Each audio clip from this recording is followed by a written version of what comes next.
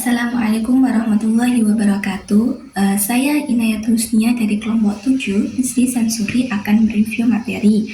Yang pertama yaitu mengenai keaswajaan. Apa sih itu aswaja? Dan pengertiannya sendiri yaitu berasal dari kata ahli sunnah wal jamaah. Nah, ahli sunnah wal jamaah ini berasal dari bahasa Arab yang terdiri dari kata ahlun. Nah, ahlun sendiri ini yang memiliki arti keluarga, family, dan sunnah sendiri memiliki arti jelas, tabiat, perilaku atau perilaku kehidupan. Nah, jamaah sendiri yaitu sekumpulan. Nah, sedangkan menurut istilah, ahli sunnah wal jamaah ini sahabat-sahabat Nabi Muhammad sebagaimana dirumuskan oleh Syekh Abdul Qadir Al-Jailani dalam kitab Bunyah. Materi selanjutnya yaitu KN1. Nah, KN1 sendiri itu Nahdlatul Ulama. Nahdlatul Ulama yaitu suatu organisasi yang besar terdapat dalam Indonesia yang eksistensinya dalam kehidupan nyata. Nah, Nahdlatul Ulama sendiri yaitu berdiri pada tanggal 31 Januari 1925. Nah, Nahdlatul Ulama ini didirikan oleh Kiai Hashim Asy'ari dan ternyata terdapat misi yang mereka lakukan seperti melaksanakan dakwah Islamiyahnya ahli sunnah wal jamaah dalam membimbing umat menuju masyarakat mutamadin dan beberapa badan otonom seperti yaitu muslimat. Nah, muslimat ini diperuntukkan oleh ibu-ibu biasanya, ya kan? Biasanya dilakukan oleh ibu-ibu. Kedua itu fatayat. Nah, fatayat ini biasanya diperuntukkan oleh ibu-ibu yang berusia maksimal 40 tahun. Selanjutnya yaitu Ansor. Nah, Ansor sendiri ini diperuntukkan oleh laki-laki yang berusia dari 20 sampai 40 tahun. Setelah terdapat Ansor, gerakan pemuda Ansor ini terdapat ikatan pelajar Nahdlatul Ulama atau biasa yang disebut dengan Ibnu. Nah, Ibnu sendiri ini diperuntukkan oleh laki-laki yang berusia 13 sampai 24 tahun. Ini tidak pasti, intinya para pelajar atau pemuda-pemuda laki-laki yang ingin mengikutinya tidak apa-apa dan diperbolehkan. Selanjutnya yaitu Ibnu IPPNU. Nah, biasanya ini tuh kepanjangan dari IPPNU yaitu Ikatan Pelajar Putri Nahdlatul Ulama. Biasanya diperuntukkan oleh anak-anak perempuan yang berusia 12 tahun sampai 27 tahun. Namun selanjutnya yaitu dalam Nahdlatul Ulama ini terdapat tradisi amalia KNU-an seperti tahlilan, ziarah kubur, istighosah, maulid Nabi, dan membaca doa kunut saat sholat subuh dilakukan. Yang ketiga yaitu mengenai Ibnu IPPNU. Nah, apa sih itu Ibnu dan IPPNU? Nah, Ibnu IPPNU sendiri yaitu organisasi keterpelajaran perkadaran perjuangan yang mempunyai nilai aswaja. Nah, organisasi ini diikuti oleh beberapa kepelajaran dan untuk melanjutkan atau memperkadar mereka menjadi calon selanjutnya. Baik, selanjutnya yaitu materi selanjutnya yaitu mengenai kebangsaan. Apa sih itu kebangsaan? Nah, kebangsaan sendiri dalam bangsa Indonesia itu terdapat konsep keindonesiaan yang meliputi yaitu Bhinneka Tunggal Ika, Pancasila, semangat gotong royong, kekayaan budaya di Indonesia yang sangat beragam, toleransi.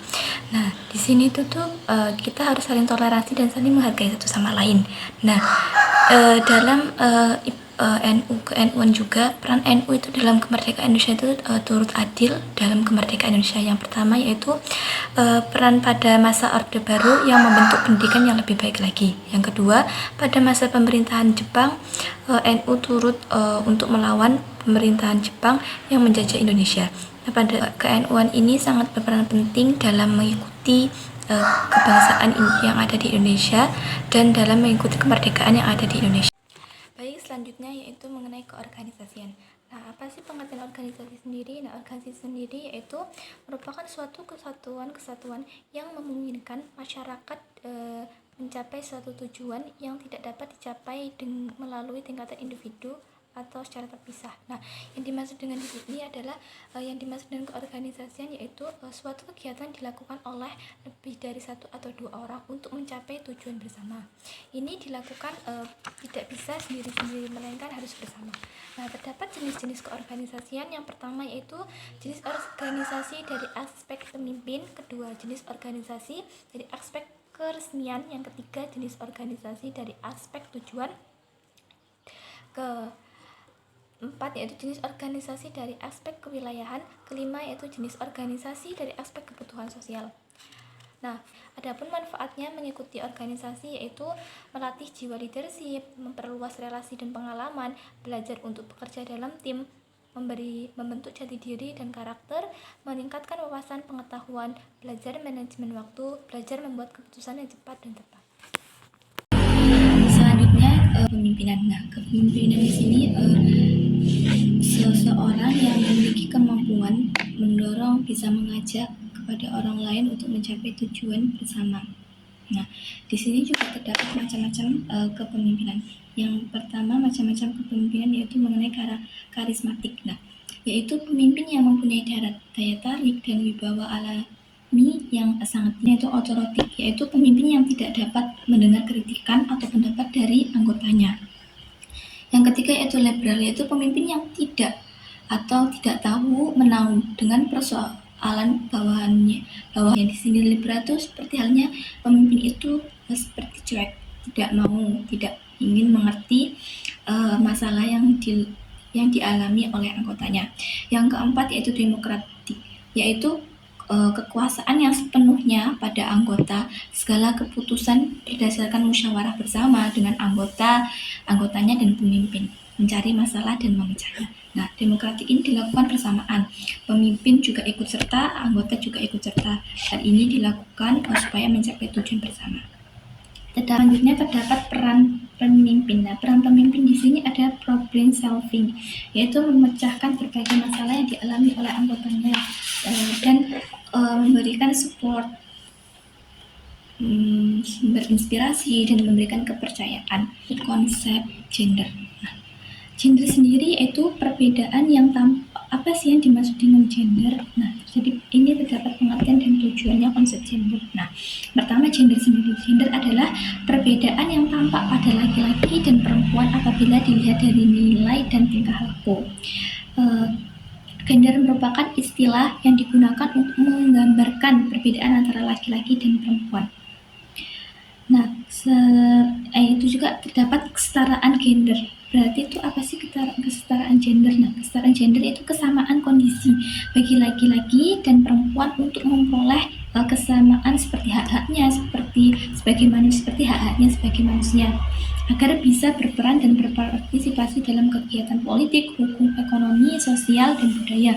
Dan selanjutnya terdapat juga keadilan gender. Nah, keadilan gender itu suatu proses dan perlakuan adil terhadap laki-laki dan perempuan dengan keadilan. Jadi keadilan itu adil itu diperuntukkan oleh baik laki-laki atau perempuan, itu sama saja. Nah, terdapat perbedaan seks dan gender. Nah, seks ini berasal dari bahasa Inggris yang berarti jenis kelamin, yang dapat diartikan sebagai perbedaan antara laki-laki dan perempuan berdasarkan ciri biologis. Nah, sedangkan gender yaitu perbedaan antara laki-laki dan perempuan yang berdasarkan di sisi non-biologis. Itulah perbedaan antara seks dan gender. Nah, logika dasar yaitu artinya berpikir kritis. Nah, di sini yang dimaksud itu adalah mempelajari cara berpikir yang benar dan sistematis. Nah, logika ini digunakan untuk mengevaluasi apakah surat pernyataan atau argumen itu valid, nah, dan masuk akal. Nah, secara sederhana logika itu membantu kita tuh membedakan mana yang benar dan mana yang salah berdasarkan penalaran, bukan hanya perasaan atau pendapat, ya ini berdasarkan penalaran. Nah, tujuan logika dasar yaitu yang pertama meningkatkan kemampuan kita berpikir kritis. Nah, logika itu melatih kita untuk menganalisis suatu masalah dengan terstruktur. Yang kedua yaitu mencapai kebenaran. Nah, logika membantu kita menarik kesimpulan yang benar dari premis-premis yang diberikan. Yang ketiga yaitu menghindari kekeliruan. Dengan terdapatnya logika dasar ini, kita bisa mendeteksi argumen ini tuh salah atau konsep tidak sesuai dengan konsep.